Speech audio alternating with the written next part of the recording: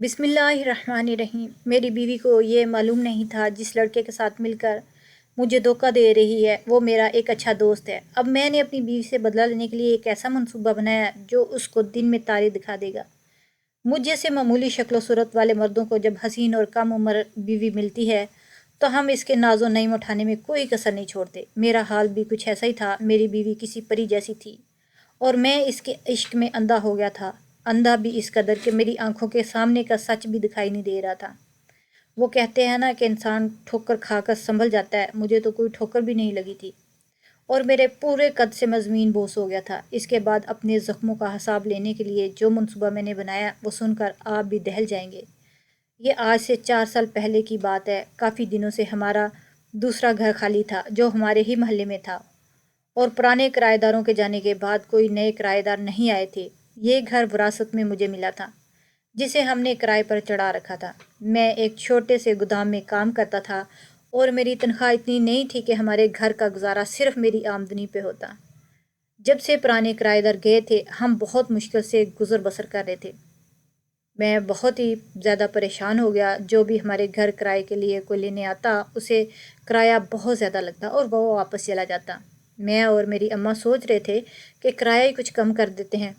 اس سے پہلے کہ ہم کرایہ کم کرتے اگلی ہی صبح دروازے پر ایک عورت چلی آئی۔ اس کا نام ساجدہ خاتون تھا جسے کرائے کا مکان دیکھنا تھا۔ محلے والوں نے اسے ہم تک پہنچایا تھا۔ میں گودام جانے سے پہلے اپنا گھر دکھانے کے لیے لے گیا۔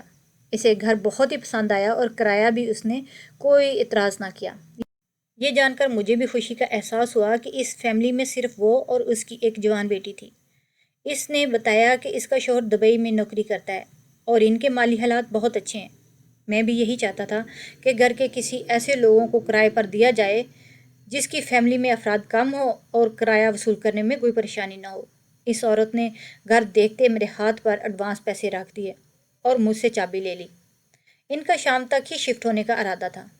میں بہت خوش تھا کہ چلو اب پیسے کی تنگی کا مسئلہ تو ختم ہوگا۔ شام کو میں گودام سے لوٹا تو اماں کہنے لگی کہ مجھے بھی نئے کرایہ داروں سے ملواؤ تاکہ پتہ تو چلے کیسے لوگ ہیں اور ہم ان سے یہ بھی پوچھ لیں گے کہ انہیں گھر میں کوئی مسئلہ تو نہیں ہے۔ میں نے منہ ہاتھ دھویا اور اماں کو لے کر دوسرے گھر چلا گیا۔ دروازہ بجانے پر ایک لڑکی نے دروازہ کھولا جسے دیکھتے ہی میں پلکیں جھپکانا بھول گیا۔ اس نے ایک نگاہ مجھ پر ڈالی اور پھر فوراً اندر کی طرف پلٹ گئی اور باہر چلی آئی۔ وہ بہت ہی خوش اخلاق اور پڑھی لکھی عورت معلوم ہو رہی تھی۔ مجھے اور اماں کو فوراً ڈرائنگ روم میں بٹھایا اور گرم جوشی سے اپنا تعارف کروانے لگی۔ ان کے شوہر پچھلے 10 سالوں سے دبئی میں نوکری کر رہے تھے اور وہ یہاں پہلے اپنے سسرال والوں کے ساتھ رہتی تھی لیکن پھر کچھ آپسی رنجشوں کی وجہ سے انہوں نے سسرال کا گھر چھوڑ دیا اور پچھلے 2 سال سے وہ کرائے کے گھر میں ہی گزارا کر رہی ہیں۔ ڈرائنگ روم میں موجود سامان دیکھ کر لگ رہا تھا کہ وہ بہت ہی پیسے والی عورت ہے اور ان کے گھر میں کسی چیز کی کوئی کمی نہیں تھی، مگر حیرت کی بات یہ تھی کہ اب تک کرائے کے مکان میں ہی کیوں زندگی گزار رہی تھی۔ ساجدہ خاتون کی بات سن کر اماں کہنے لگی کہ اگر ایسی بات ہے تو آپ اپنا گھر کیوں نہیں خرید لیتی؟ اماں کی بات سن کر ساجدہ خاتون نے مسکرا کر کہا، یہاں گھر خرید کر کیا کروں گی؟ ان کی ایک ہی بیٹی ہے جو اب جوان ہو گئی ہے، وہ اس کی شادی کرتے ہی اپنے شوہر کے پاس دبئی چلی جائے گی۔ ان کی بات سن کر میرے ذہن میں وہ خوبصورت چہرہ گھوم گیا۔ باتوں کا سلسلہ چل ہی رہا تھا کہ جب ساجدہ خاتون کی بیٹی شربت بنا کر لے آئی۔ اس نے بڑے ادب سے اماں کو سلام کیا۔ اماں کے پوچھنے پر اس نے بتایا کہ اس کا نام نورین ہے اور وہ 11ویں جماعت میں پڑھتی ہے۔ وہ سر جھکائے اپنی اماں کے برابر میں بیٹھ گئی لیکن میری نظریں اس کے وجود سے ہٹ نہیں پا رہی تھی۔ اس کی دمکتی رنگت اور مٹھاس بھری آواز میں گم ہو گیا تھا۔ وہ سادگی میں بھی قیامت ڈھا رہی تھی۔ میں سارا وقت چپکے سے اسے ہی تکتا رہا۔ پھر اماں نے ساجدہ خاتون سے رخصت کی اجازت لی تو میرا دل ڈوب سا گیا۔ یہ خوبصورت لمحات بہت ہی جلد ختم ہو گئے تھے اور یہ بات مجھے اچھی نہیں لگی تھی۔ میں تو ابھی اور وقت یہاں گزارنا چاہتا تھا۔ واپسی کے راستے میں اماں ساجدہ خاتون کی خوش اخلاقی اور اس کی بیٹی کی تعریف کر رہی تھیں۔ اماں ان دونوں سے بہت ہی متاثر ہو گئی تھی اور میں بھی اماں کے منہ سے نورین کی تعریف سن کر دل ہی دل میں مسکرا رہا تھا۔ گھر آ کر میں نے کھانا بھی نہیں کھایا اور ایسے ہی بستر پر لیٹ گیا۔ ساری رات نورین کا خیال میرے دل و دماغ پر چھا رہا تھا اور میں اسی کے بارے میں سوچ رہا تھا۔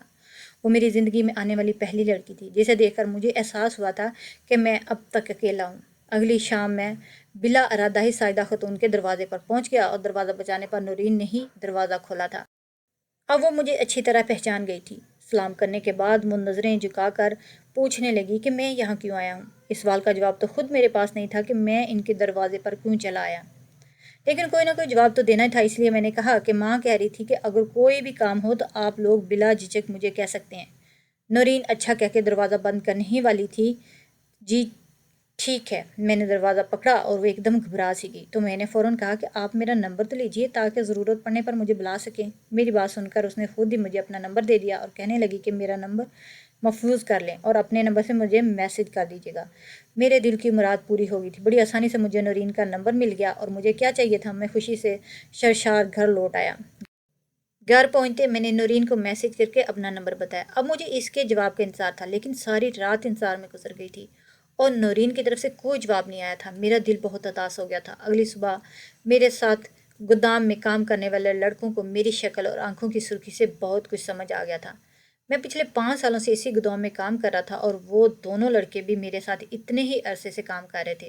ہم سب میں بہت گہری دوستی ہو چکی تھی، اسی لیے میرے چہرے کی اداسی وہ دونوں بھانپ گئے تھے۔ وہ کون ہے جس کے لیے تو اس قدر اداس ہو رہا ہے؟ میرا ایک دوست مبین بہت ہی شرارتی انداز میں مجھ سے پوچھ رہا تھا۔ فواد بھی اس کا بھرپور ساتھ دے رہا تھا۔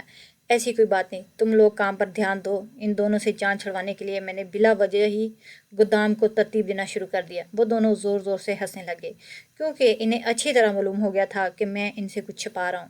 میں انہیں بتاتا بھی تو کیا بتاتا، فی الحال بتانے کے لیے کچھ تھا بھی نہیں۔ 2 دن ایسے ہی اداسی میں گزر گئے۔ میں دوبارہ سے نورین کے گھر جانے کے بارے میں سوچ رہا تھا کہ دوپہر کے وقت نورین کا فون آیا۔ موبائل کی اسکرین پر اس کا نام دیکھتے میرا دل زور سے دھڑکنے لگا۔ میں بےتاب ہو کر فون کان پر لگایا تو دوسری طرف اس کی پریشانی کے عالم میں بتایا کہ میری ماں کی طبیعت بہت خراب ہو گئی ہے، اسے مدد کی ضرورت ہے۔ نورین کے لہجے سے پریشانی ٹپک رہی تھی۔ یہ علاقہ ان کے لیے ویسے بھی نیا تھا اور انہیں زیادہ معلوم بھی نہیں تھا، اسی لیے میں فوراً گودام سے چھٹی لے کر اس کے گھر پہنچ گیا۔ نورین کی ماں شدید بخار میں تپ رہی تھی۔ میں انہیں ہسپتال لے گیا اور دوا دلا کر واپس ان کے گھر چھوڑ دیا۔ نورین بھی ہمارے ساتھ ہی تھی۔ رو رو کر اس کی آنکھیں سرخ ہو چکی تھی۔ میں بار بار اسی کو دیکھ رہا تھا۔ اس کے آنسو مجھے بہت تکلیف پہنچا رہے تھے۔ مجھے واپس گودام میں جانا تھا، اسی لیے میں نے شام کو آنے کا کہہ دیا اور پھر شام کے وقت اماں کو لے کر دوبارہ سائدہ خاتون کے گھر پہنچ گیا۔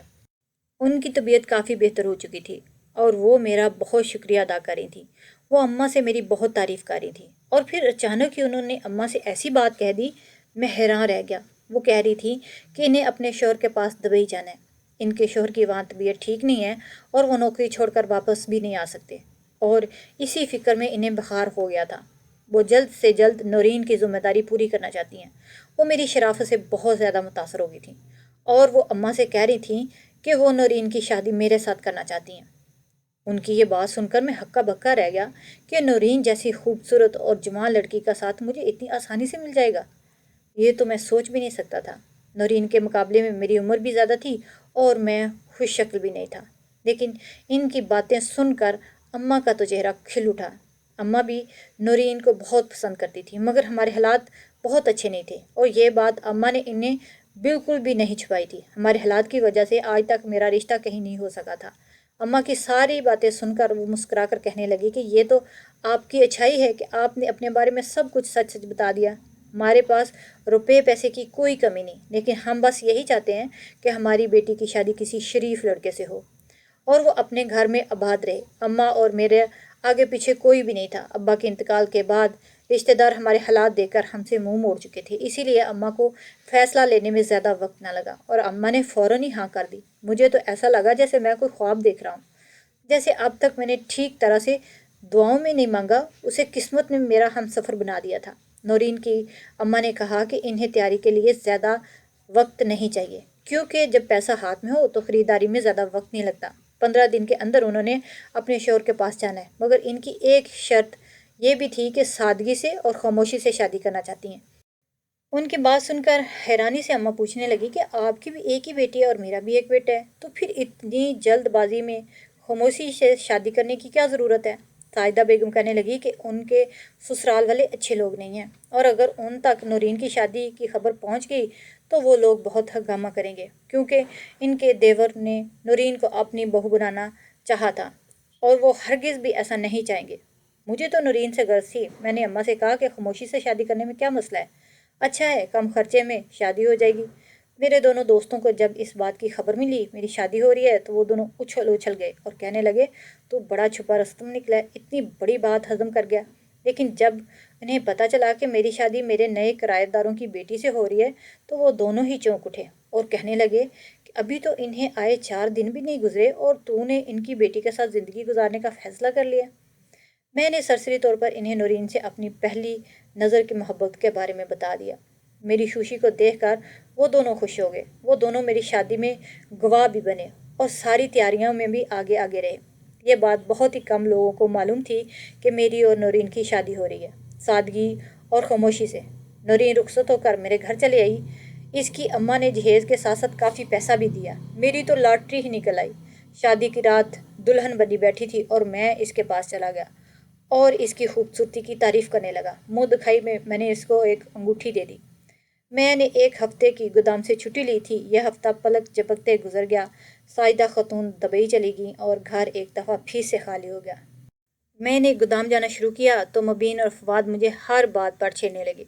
وہ دونوں مجھے جوروں کا غلام کہنے لگے کیونکہ اب میں بہت کم وقت ان کے ساتھ گزارتا تھا اور چھٹی ہوتے سیدھا گھر کی طرف دوڑ لگاتا تھا۔ وہ مجھے تنگ کرنے کے لیے بار بار کہتے کوئی تو بات ہے جو اتنی آسانی سے تیری ساس اپنی اکلوتی بیٹی تیرے حوالے کر گئی، ورنہ 4 دن کی پہچان میں کون اپنی بیٹی دیتا ہے۔ یہ بات واقعی سوچنے کے لائق تھی، لیکن آنکھوں پر حسن کی پٹی ایسی بندھی ہوئی تھی کہ میں نے ایک دفعہ بھی نہیں سوچا تھا کہ اتنے کم دنوں میں وہ کیسے میری شرافت کو یقین کر سکتی تھی۔ مگر مجھے نورین سے سچی محبت تھی، اس لیے میں نے ان دونوں کو ڈانٹ دیا اور خاموش کروا دیا۔ نورین ویسے بھی میرا بہت خیال رکھتی تھی، وہ تو اماں کو بھی کمرے سے نکلنے نہ دیتی اور سارا گھر خود ہی سنبھال لیتی۔ اماں بھی دن رات اس کی تعریفیں کرتے نہ تھکتی تھیں۔ اماں کو گھٹنوں کا مرض تھا اور نورین کے آنے سے انہیں آرام مل گیا۔ وہ پوری طرح ہی بستر اور کمرے تک محدود ہو گئی تھیں۔ میرے منہ سے نورین کی بے پناہ تعریف سنتے ہوئے ایک دن فواد کہنے لگا یار وسیم، بھابھی کم عمر حسین تو ہے ہی، ایک دفعہ اس کی وفاداری کو بھی آزما لے۔ فواد نے یہ بات ایسے مذاق میں ہی کہہ دی تھی، لیکن میں نے اس سے کہا کہ مجھے نورین کی وفاداری پر خود سے زیادہ یقین ہے۔ نہ جانے کیوں فواد کی بات مجھے بہت بری لگی تھی، اس لیے میں نے اسے کہا تو چاہے تو آزما کر دیکھ لے، میری بیوی مجھ سے زیادہ بہت محبت کرتی ہے۔ فواد ہاتھ جوڑ کر ہنستے ہوئے کہنے لگا یار بھائی میں تو مذاق کر رہا تھا۔ میں نے کہا مذاق میں ہی صحیح، لیکن تو نے میری بیوی پر شک کیا ہے، اسی لیے میں چاہتا ہوں کہ تو منہ کے بل زمین پر گرے۔ مجھے نورین سے ایسی ہی محبت تھی کہ میں اس کے بارے میں ایک لفظ بھی برداشت نہیں کر سکتا تھا۔ اب تو ہماری شادی کو 1 مہینہ ہو چکا تھا اور میں نورین کو بہت اچھی طریقے سے جان چکا تھا۔ وہ بہت ہی خدمت گزار اور محبت کرنے والی لڑکی تھی۔ میری ناراضگی دیکھتے ہوئے فواد نے پہلے تو مجھ سے معافی مانگی اور پھر نورین کا نمبر مجھ سے لے کر اپنے موبائل سے ہیلو کا میسج کیا۔ چند ہی سیکنڈ میں نورین کا جواب آ گیا۔ فواد میری طرف دیکھنے لگا تو میں نے کہا بات کر کے دیکھ لو، تجھے منہ کی کھانی پڑے گی۔ فواد نورین سے اپنے بارے میں کچھ بھی جھوٹ نہیں کہا اور صاف صاف بتا دیا کہ وہ میرا دوست ہے اور ہماری شادی میں شریک ہوا تھا۔ اس نے نورین کی خوبصورتی کی تعریف کی اور لکھ دیا کہ وہ اس کے حسن کا دیوانہ ہو گیا۔ فواد نے جھوٹ نہیں کہا تھا کیونکہ اس کا ارادہ تھا کہ وہ خود نورین سے بعد میں معافی مانگ کر اسے ہمارے مذاق کے بارے میں بتا دے گا۔ نورین نے جو کیا وہ بہت ہی چونکا دینے والا تھا۔ وہ بہت آرام سے فواد سے بات کر رہی تھی اور وہ اس کی تصویر مانگ رہی تھی کیونکہ اسے صحیح طرح سے یاد نہیں کہ فواد کون ہے۔ فواد کا بلا جھجک اپنی کچھ تصویریں اسے بھیج دیں اور اس کے بعد تو نورین اس کی تعریفیں کرنے لگی۔ مجھے لگا تھا کہ یہ سلسلہ بس کچھ ہی دیر میں ختم ہو جائے گا، لیکن نورین نے تو میسج کے ڈھیر لگا دیے تھے۔ فواد بات کا یہ سلسلہ ختم کرنا چاہتا تھا، لیکن اب میں ایسا نہیں چاہتا تھا کہ وہ اس بات چیت کو ختم کرے۔ میں دیکھنا چاہتا تھا کہ وہ کہاں تک جا سکتی ہے۔ شام تک جب تک ہم گودام پر رہے نورین بہت ہی بے تکلفی سے فواد کے ساتھ میسج پہ بات کرتی رہی۔ فواد میرے آگے شرمندہ ہوتا چلا گیا، لیکن در حقیقت نظریں تو میری زمین میں گڑ گئی تھیں۔ مذاق میں شروع ہونے والی بات اس حد تک آگے بڑھ گئی تھی یہ ہم دونوں نے ہی نہیں سوچا تھا۔ میں عجیب سی شش و پنج میں مبتلا گھر پہنچا اور سارے راستے یہ سوچتا رہا کہ نورین مجھے اپنی اور فواد کی گفتگو کے بارے میں ضرور بتائے گی۔ اس نے ایسی کوئی بات نہیں کی۔ یہ ہماری شادی کے بعد پہلی رات تھی جب میں نے نورین سے کروٹ بدل کر سونے کی کوشش کی تھی۔ دل میں کہیں نہ کہیں میں یہ بھی سوچ رہا تھا کہ شاید نورین مجھے بتانا بھول گئی ہے۔ نورین نہ جانے کن سوچوں میں گم تھی کہ اسے اس بات کا احساس بھی نہیں ہوا تھا کہ میں معمول سے ہٹ کر خاموش ہوں، اور بہت سارے سوال میرے دل میں جنم لے رہے تھے، اور یہ بات مجھے پوری طرح کھٹک رہی تھی کہ آخر 4 دن میں اس کی ماں نے میرے سر پر اسے کیوں تھوپ دیا تھا۔ اگلے دن میں گودام گیا اور جاتے ہی فواد سے اس کا موبائل فون لے لیا، اور جو پہلا میسج میری نظروں کے سامنے آیا اسے دیکھ کر میرے سر پہ آسمان ٹوٹ پڑا۔ شام کو جب میں گھر لوٹا اسی وقت نورین نے فواد کو میسج کیا کہ وسیم گھر آ چکے ہیں اور اب آپ مجھے میسج نہ کرنا۔ میں جو یہ سوچ رہا تھا کہ شاید نورین مجھے بتانا بھول گئی ہے، میری یہ خوش فہمی صرف خام خیالی ہی ثابت ہوئی تھی۔ اس نے جان بوجھ کر مجھ سے یہ بات چھپائی تھی۔ فواد شرمندگی سے کہنے لگا کہ اب اس بات کو یہی ختم کر دینا چاہیے، لیکن اب یہ بات میری عزت پر آ گئی تھی اور میں اسے اتنی آسانی سے ختم کرنے والا نہیں تھا۔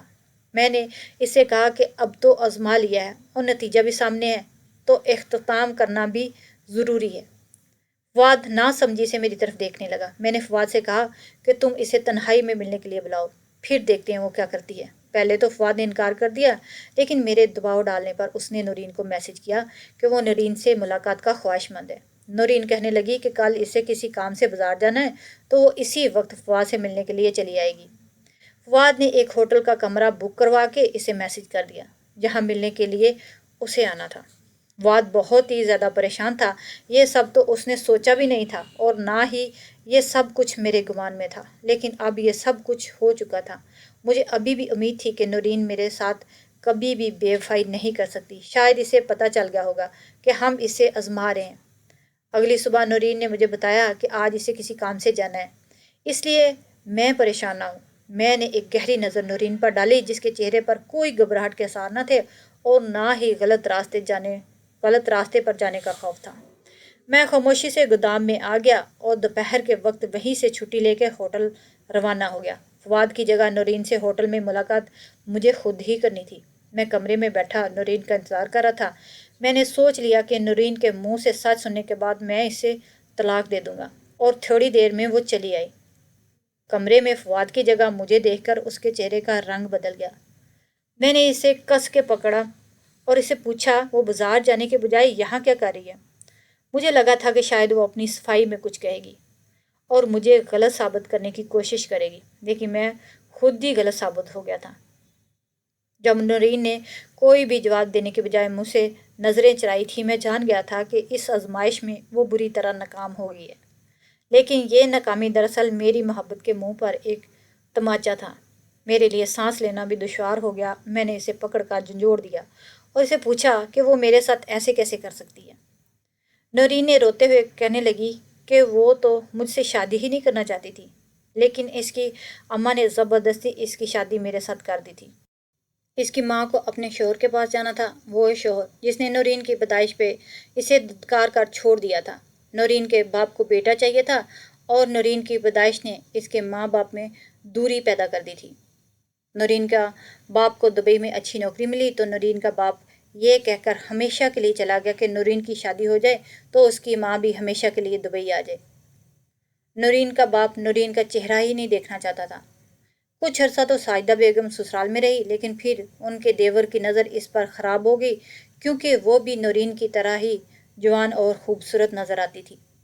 اسی لیے تنگ آ کر انہوں نے اپنا سسرال چھوڑا اور وہ نورین کو لے کر کرائے کے گھروں میں گھومتی رہی۔ نورین جہاں جاتی اس کی خوبصورتی کی وجہ سے وہاں اس کا کوئی نہ کوئی عاشق بن جاتا، اور نورین اپنے اندر کے احساس کمتری کو مٹانے کے لیے اس کی محبت کا سہارا لے لیتی۔